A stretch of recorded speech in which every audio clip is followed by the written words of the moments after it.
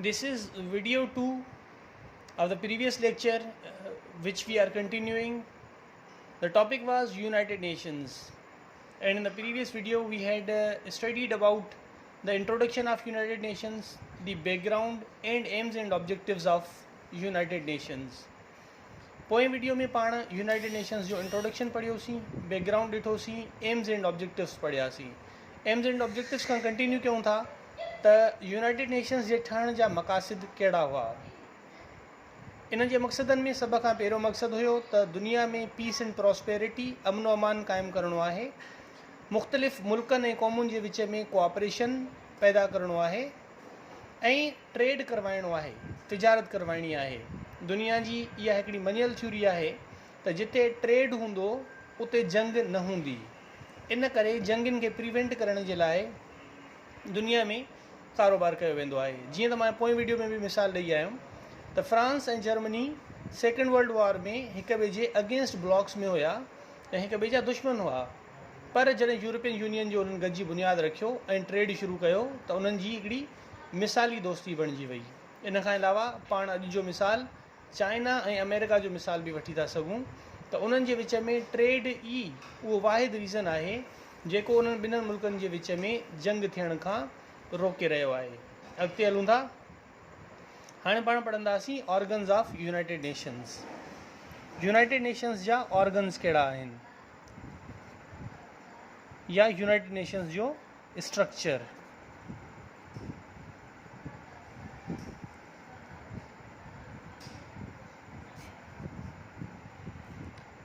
हिन जा main 6 organs थींदा आहिनि.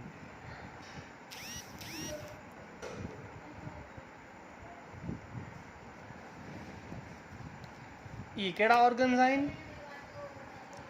सभ खां पहिरें जनरल असेंबली, उन खां बाद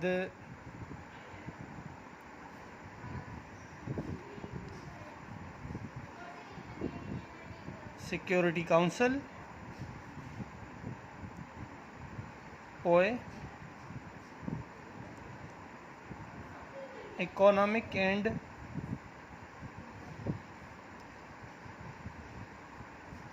सोशल काउंसिल,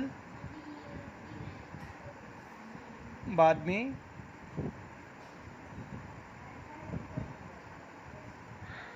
यूनाइटेड नेशंस जो सेक्रेटेरिएट, पोइ international court of justice,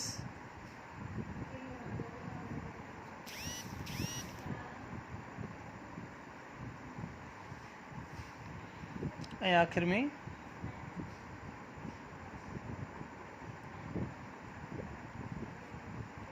trusteeship council. हाणे पाण हिननि जो अलहदा अलहदा ॾिसंदासीं त कमु कहिड़ो आहे, हिननि जा मेंबर्स ऐं हिननि जा हेडक्वार्टर्स. हाणे पाण खे हिकिड़ी ॻाल्हि हिते ज़हन में रखणु ज़रूरी आहे त सवाइ हिननि मां हिकिड़े इदारे जे बाक़ी सभिनि जो हेडक्वार्टर न्यूयॉर्क में ई आहे. सिर्फ़ु हिकिड़ो इदारो अहिड़ो आहे, इंटरनेशनल कोर्ट ऑफ जस्टिस, जंहिंजो हेडक्वार्टर हेग में आहे. बाक़ी इन खां अलावा जेकी बि 5 हिननि जा ऑर्गन्स आहिनि या हिननि जा जेके ज़ेली इदारा आहिनि, उन्हनि सभिनि जो हेडक्वार्टर्स न्यूयॉर्क में ई आहे. General assembly. जनरल असेंबली मतिलबु हीउ अहिड़ो इदारो आहे जंहिंमें जेको बि यूनाइटेड नेशंस जो मेंबर थींदो उनखे जनरल असेंबली में सीट ॾिनी वेंदी. अगरि जनरल असेंबली जे टोटल मेंबर्स जो तादादु पाण ॾिसूं त उहो 193 आहे. ऐं हिन जो अगरि आख़िरी मेंबर ॾिसूं त हिन जो आख़िरी मेंबर साउथ सूडान आहे, जंहिंखे मेंबरशिप मिली हुई 2011 में. हाणे अगरि पाण थोरो एग्ज़ाम पॉइंट ऑफ व्यू सां ॾिसूं त एग्ज़ाम पॉइंट ऑफ व्यू में इहो बि सवालु अची सघे थो त यूनाइटेड नेशंस जो सभ खां वॾे में वॾो ज़ेली इदारो कहिड़ो आहे. त हिन जो जवाबु इहो थींदो त यूनाइटेड नेशंस जो सभ खां वॾे में वॾो ज़ेली इदारो जनरल असेंबली आहे, जेको 193 मेंबर्स ते मुश्तमिल आहे.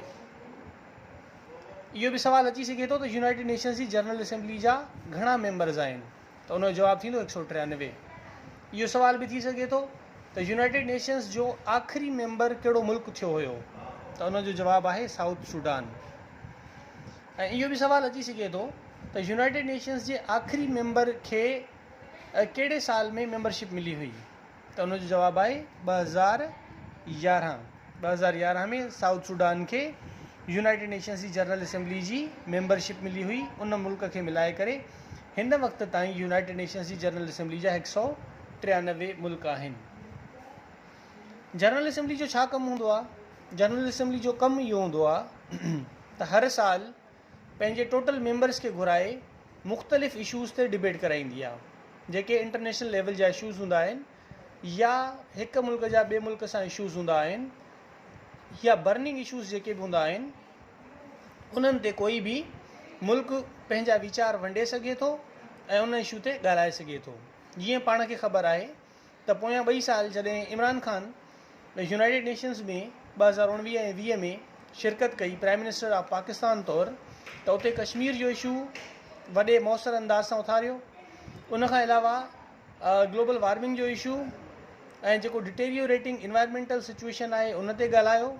अहिड़े हिसाब सां जेकी बि ग्लोबल इशूज़ आहिनि या कंहिं बि मुल्क जा कुझु ख़ासि इशूज़ आहिनि जंहिंखे बहितर बणाए सघिजे थो, त उन्हनि ते यूनाइटेड नेशंस जी जनरल असेंबली जो जेको सालाना इजलास हूंदो आहे उन में ॻाल्हि ॿोल करे सघिजे थी, उन में उहे मसइला मसाइल रखी सघिजनि था।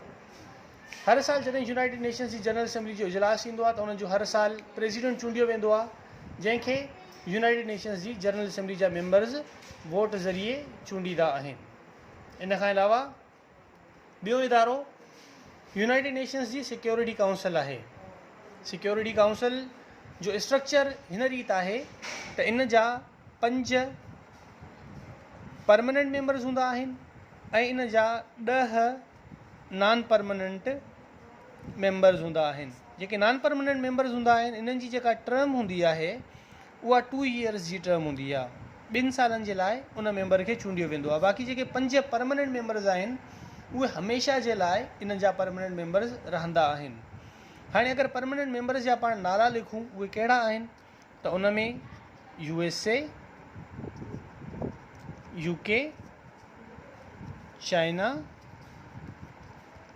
रशिया ऐं फ्रांस आहिनि। हाणे एग्ज़ाम में इहो सवाल अची सघे थो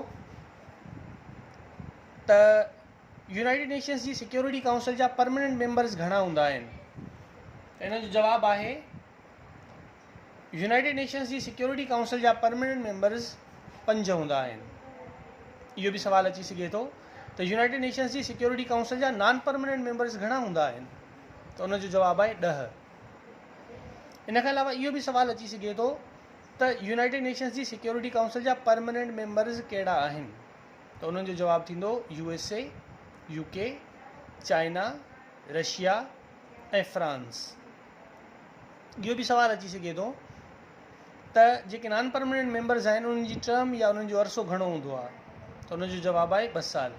2 सालनि खां पोइ इहे जेके 10 नॉन परमानेंट मेंबर्स आहिनि उहे 2 सालनि जे अरसे खां बाद तब्दील थी वेंदा आहिनि ऐं नवां मेंबर्स जेके आहिनि उहे चूंडिया वेंदा आहिनि।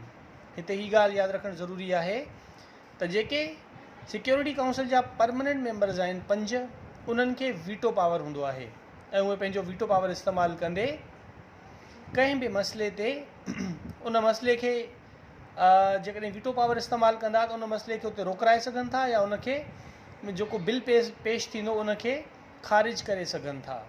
त इहो इन्हनि जो हिकिड़ी ख़ासि ॻाल्हि आहे या हिकिड़ो ख़ासि पॉइंट आहे त इन्हनि 5 ई मेंबर्स वटि वीटो पावर हूंदो आहे जेको वक़्त सिर हू इस्तेमालु करे सघनि था।